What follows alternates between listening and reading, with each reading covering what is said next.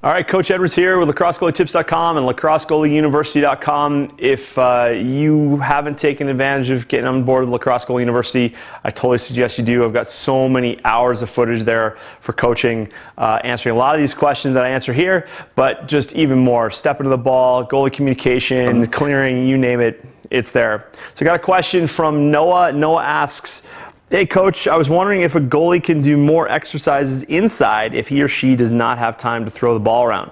This would be really helpful because I have a packed schedule most of the time. Noah, great question, and this kind of goes back to the question that Rhiannon asked a couple of answers ago. But the number one thing you do when you're not playing is actually think about playing, all right? The mind doesn't know the difference between what's real and what's imagined with feeling.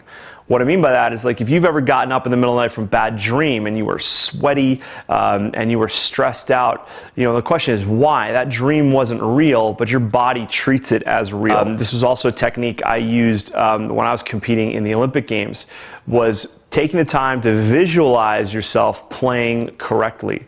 So there's tons of time during the day where you can just take a moment and focus on one aspect of your game. Maybe it's a stick side, like an off stick low shot, and you visualize moving to that properly with lightning fast reflexes, creating some sort of audible cue, like a pop or snap, kind of almost like a comic book, you know, where they're like, bam, kapow, you know, whatever it is. But just visualizing over and over and over again. And when you do that, 10 repetitions, do multiple repetitions of that one move. Really wire that in, moving properly, seeing the ball coming at you and moving properly to the ball. That's going to really help you, and it's going to really help you kind of improve your game. And it's not wasted time. A lot of people think that if playing on the field is 100%, then me thinking about my game is like 5%. Not true. There's studies that actually show that the time you spent visually working on your game it actually can be almost nearly as effective. There was a great study done years ago about free throw basketball players. So they took 3 groups of players. First group took shots. Second group took shots with no ball.